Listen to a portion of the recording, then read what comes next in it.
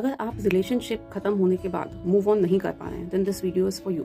देखो, मैं हमेशा कहती हूँ रिलेशनशिप में घुसना बहुत ईजी है, उसको निभाना बहुत कठिन है, और उससे भी ज़्यादा डिफ़िकल्ट है उससे अपने आप को निकाल पाना। जो ये रिलेशनशिप का टाइम पीरियड होता है मूव ऑन वाला, इसको हम लोग हीलिंग टाइम भी कहते हैं, जिसमें आप अपने आप को इंटरनली हील कर रहे होते हो। बट होता क्या है, लोग इस मूव ऑन पीरियड में कहीं ना कहीं कुछ पास्ट मेमोरीज को लेके या कुछ पास्ट चीज़ों को लेके उसी लूप में फंसे रहते हैं। They can not come out of that.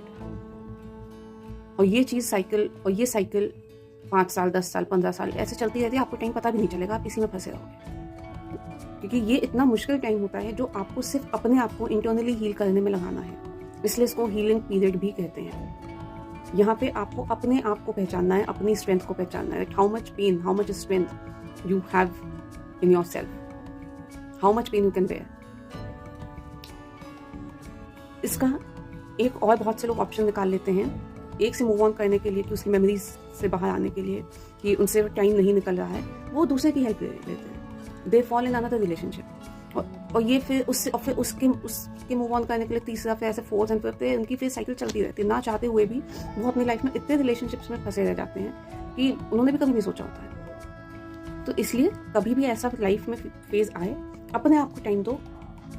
Next relationship में तब तक एंटर ना करो जब तक आप पहले वाले से कंप्लीटली हील हो गए हो। ये हो जाता है now you do not need anyone in your life. एक वेलकमिंग नेचर रखो, बट आपको अपनी लाइफ में अपने आप से प्यार होना चाहिए। जब आपका वो एटीट्यूड हो जाएगा, you will welcome anyone in life. और कभी भी इस हीलिंग पीरियड में दूसरे को यूज मत करना, कि आप तो अपने आप को उस ट्रॉमा से निकालने के लिए आपने you use someone as a ladder, और आप उस चीज से निकल जाए, now you can happily move on, now you throw that person।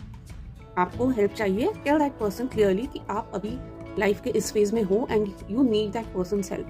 Clearly उस चीज को बता दो, जिससे दूसरा इंसान आपसे कुछ एक्सपेक्टेशंस ना रखे, या that person has a clear vision in his or her mind कि वो ठीक है, he knows it clearly कि आप क्यों अभी उसके साथ हो, कि आप उसके साथ क्यों फ्रेंड्स बने हुए हो। that person should know it clearly। और ये मेरे को लगता है हर किसी की रिस्पॉन्सिबिलिटी होती है कि आपको इस चीज़ का ध्यान रखना है कि आप अपनी हीलिंग जर्नी में दूसरों को ना हर्ट करते घूमें। Keep that thing in mind very carefully.